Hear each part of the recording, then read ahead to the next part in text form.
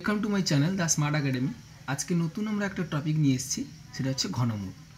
তো এর আগে আমরা বর্গমূল, সিম্পলিফিকেশান পার্ট 1, পার্ট 2, পার্ট 3 এবং হচ্ছে ইউনিট ডিজিট। তো আজকে করেছি ঘনমূল। তো দেখো কীভাবে আমরা শর্ট ট্রিক্সের মাধ্যমে ঘনমূলকে সমাধান করি, মানে কিউব রুট।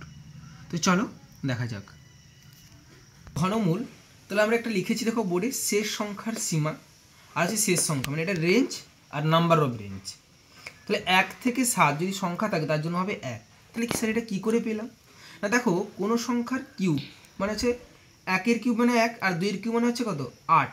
তাহলে 8 হয়ে গেলে সেটা কিন্তু 2-এর হয়ে যাবে। তাই 1 থেকে 7-এর মধ্যে যে সকল সংখ্যা থাকবে সেটা হচ্ছে 1-এর ঘরে। বোঝা গেছে? আবার 8 থেকে 26, তাহলে 2-এর কিউব মানে হচ্ছে, দেখো 2 দুনে 4 দুনে 8, তাহলে 3-এর কিউব মানে কত, 3 3 9 3 27। তাহলে 26 পর্যন্ত যা কিছু আছে 8 থেকে 26 পর্যন্ত সেটা কিন্তু 2-এর। তো এভাবে দেখো 27 থেকে 63 হলো 3-এর, 64 থেকে 124 মানে 64, 65, 66, 67, 111, 122, 123, 124 সেটা 4-এর। তো এভাবে চলবে। 216 থেকে 342 হলে 6, 343 থেকে 511 হলে 7, 512 থেকে 728 হলে 8, 729 থেকে 999 হলে 9, আবার 1000 থেকে 1330 হলে 10। তো এভাবে এই শেষ সংখ্যাগুলোকে মনে রাখতে হবে এবং শর্ট ট্রিক্সের মাধ্যমে।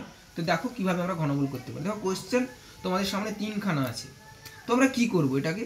তাহলে এটা ঘনমূল মানে তোমাদের এইরকম দেওয়া থাকবে, 1/3 দেওয়া থাকতে পারে বা কিউব দেওয়া থাকতে পারে। তো কীভাবে করবো না, দেখো এখানে আমরা এর আগে কিউব মানে স্কোয়ার করেছিলাম, তো মাথায় দুটো দাগ দিয়েছিলাম। তাহলে কিউব মানে আমরা 3টের মাথায় দাগ দেবো। কিউব মানে কি বললাম, 3টের মাথায় দাগ দেবো, একটা স্ল্যাশ দিব।